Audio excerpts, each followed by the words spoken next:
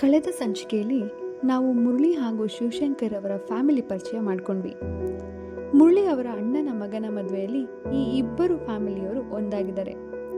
ಈ ಸಂಚಿಕೆಯಲ್ಲಿ ಇದರ ಮುಂದುವರೆದ ಭಾಗ ನೋಡೋಣ. ಮದುವೆಯ ಹಿಂದಿನ ರಾತ್ರಿ ಮದುವೆ ಮನೆ ತುಂಬಾ ಜನರ ಓಡಾಟ ಜೋರಾಗಿನೇ ಇದೆ. ಅಲ್ಲಲ್ಲಿ ಗುಂಪು ಸೇರಿ ಒಬ್ರಿಗೊಬ್ರು ತಮ್ಮ ಅಂದ ಚಂದದ ಬಗ್ಗೆ ಕಾಂಪ್ಲಿಮೆಂಟ್ ಕೊಟ್ಕೋತಿರೋ ಹುಡುಗಿಯರಾದ್ರೆ, ಇನ್ನೊಂದು ಕಡೆ ವಯಸ್ಸಾದ ಮಹಿಳೆಯರು ಆ ಶಾಸ್ತ್ರ ಈ ಶಾಸ್ತ್ರ ಅಂತ ತಲೆ ಕೆಡಿಸ್ಕೊಂಡಿರೋದು ಇನ್ನೊಂದು ಕಡೆ. ಮತ್ತೊಂದೆಡೆ ಇದಕ್ಕೂ ನಮಗೂ ಸಂಬಂಧನೇ ಇಲ್ಲಪ್ಪ ಅಂತ ಅಂಕಲ್ಗಳ ಗುಂಪು ಹರಟೆ ಹೊಡಿತಿದ್ದಾರೆ. ಇನ್ನು ನಮ್ಮ ಹುಡುಗರ ಗುಂಪು ಆಗ್ಲೇ ಪಾರ್ಟಿ ಮೋಡ್ನಲ್ಲಿದ್ದಾರೆ. ಇದಾವುದರ ಪರಿವೇ ಇಲ್ಲದ ಸಣ್ಣ ಸಣ್ಣ ಕಂದ ಮಗಳು ಚಂದದ ಉಡುಗೆ ತೊಟ್ಟು ಮದುವೆ ಮನೆ ತುಂಬಾ ತಮ್ಮ ನಗುವನ್ನ ಬೀರುತ್ತಾ ಆಟ ಆಡ್ತಿದ್ದಾರೆ.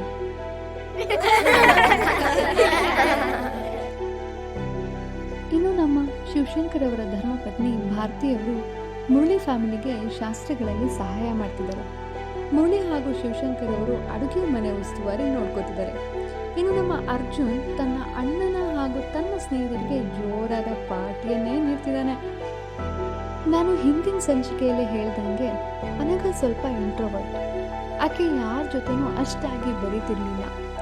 ಸೊ ಆಕೆ ಅಮ್ಮನ ಬಳಿ ಬಂದು, ಅಮ್ಮ ನನಗೆ ಬೋರ್ ಆಗ್ತಿದೆ, ಪ್ಲೀಸ್ ನಾನು ರೂಮ್ನಲ್ಲಿರ್ತೀನಿ ಅಂತಾಳೆ.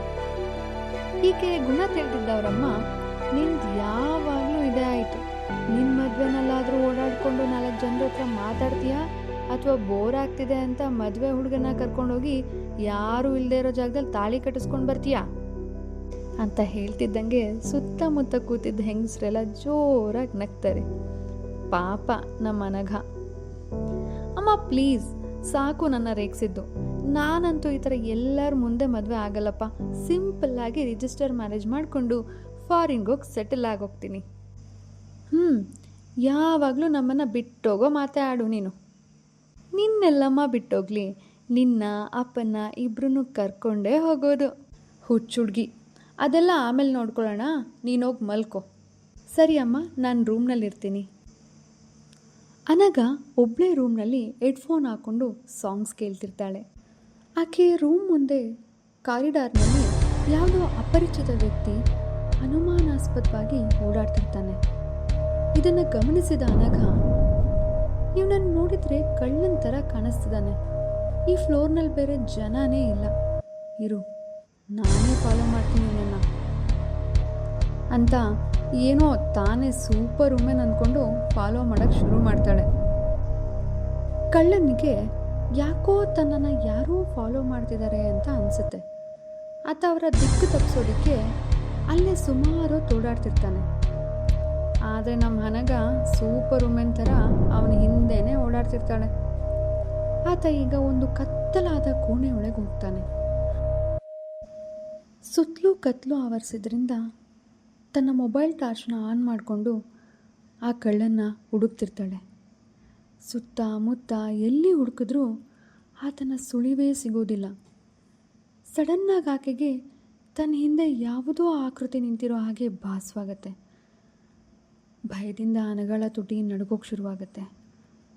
ಇನ್ನೇನು ತಿರುಗಿ ಆ ಆಕೃತಿನ ನೋಡೋದ್ರೊಳಗೆ ಕಳ್ಳ 1 ಸೆಕೆಂಡ್ ಕೂಡ ಯೋಚನೆ ಮಾಡದೆ ಅವಳ ತಲೆಗೆ ದೊಣ್ಣೆಯಿಂದ ಧಪ್ ಅಂತ ಹೊಡೆದ್ಬಿಡ್ತಾನೆ. ಅನಘ ಆ ರೂಮ್ನಲ್ಲೇ ಪ್ರಜ್ಞೆ ತಪ್ಪಿ ಬಿದ್ದೋಗ್ತಾಳೆ.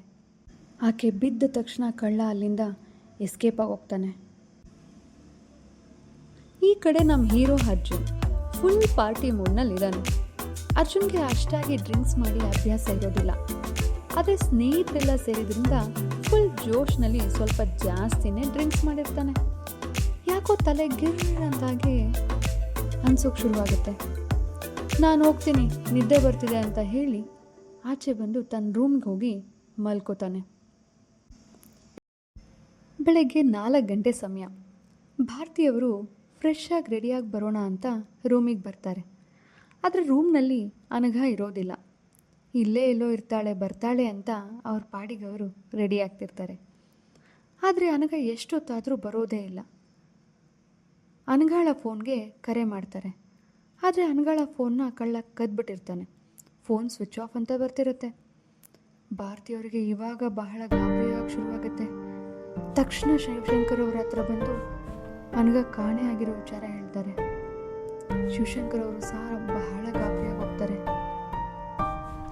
ಅನಘ ಕಾಣಿಸ್ತಿಲ್ಲ ಅನ್ನೋ ವಿಚಾರ ಕಾಡ್ಗಿಚ್ಚಿನ ಹಾಗೆ ಎಲ್ಲ ಕಡೆ ಹರಡುತ್ತೆ. ಎಲ್ಲರೂ ಹುಡ್ಕೋಕೆ ಶುರು ಮಾಡ್ತಾರೆ. ಶಿವಶಂಕರ್ ದಂಪತಿ ಅಂತೂ ಕುಸಿದೋಗ್ತಾರೆ. ಒಬ್ಬಳೇ ಮಗಳು ಕಾಣಿಸ್ತಿಲ್ಲ ಅಂದರೆ ಯಾವ ತಂದೆ ತಾಯಿ ತಾನೇ ಸಹಿಸ್ಕೋತಾರೆ. ಅನಘಾಳನ್ನು ಎಲ್ಲ ಕಡೆ ಹುಡುಕ್ತಾರೆ, ಆದರೆ ಅವಳ ಸುಳಿವೇ ಸಿಗೋದಿಲ್ಲ. ಇದೇ ಸಮಯದಲ್ಲಿ ಮುರಳಿಯವರು ಅನಘಾಳನ್ನು ಹುಡ್ಕೋಕೆ ತಮ್ಮ ಮಗ ಅರ್ಜುನ್ ಸಹಾಯ ಪಡಿಬೇಕು ಅಂತ ಅವನ ರೂಮ್ ಬಳಿ ಬರ್ತಾರೆ. ಮುರಳಿಯವರು ಮಗನ ರೂಮ್ನ ಬಳಿ ನಿಂತು ಡೋರ್ನ ನಾಕ್ ಮಾಡ್ತಾರೆ.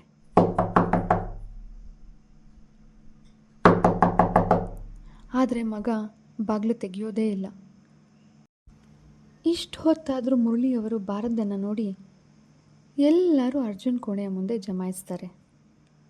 ಅರ್ಜುನ್ ಹಿಂದಿನ ರಾತ್ರಿ ಸ್ವಲ್ಪ ಹೆಚ್ಚಾಗಿ ಕುಡಿದಿದ್ರಿಂದ ಎಚ್ಚರ ಇಲ್ಲದೆ ಮಲಗಿರ್ತಾನೆ. ಅರ್ಜುನ್ ರೂಮ್ನ ಮುಂದೆ ನಿಂತು ಎಲ್ಲರೂ ಜೋರಾಗಿ ಶಬ್ದ ಮಾಡ್ತಿರ್ತಾರೆ. ಹಾಗೆ ರೂಮ್ ಡೋರ್ನ ಪದೇ ಪದೇ ನಾಕ್ ಮಾಡ್ತಾ ಇರ್ತಾರೆ. ಮೆಲ್ಲಗೆ ಅರ್ಜುನ್ ರೂಮ್ ಡೋರ್ ಓಪನ್ ಆಗುತ್ತೆ. ಡೋರ್ ಓಪನ್ ಆಗ್ತಿದ್ದಂಗೆ ಎಲ್ಲರೂ ಗಾಬರಿಯಾಗಿ ಹೋಗ್ತಾರೆ. ಅಲ್ಲಿರೋ ಎಲ್ಲರೂ ಸ್ತಬ್ಧವಾಗಿ ನಿಂತುಬಿಡ್ತಾರೆ. ಹಾಗಾದರೆ ಅಲ್ಲಿ ಏನಾಯಿತು ಅಂತ ತಿಳ್ಕೊಬೇಕಾ? ಮುಂದಿನ ಸಂಚಿಕೆ ತನಕ ಕಾಯ್ತಾ ಇರಿ. ಕತೆ ಇಷ್ಟ ಆಯಿತು ಅಂದರೆ please like, share and subscribe my channel. Thank you.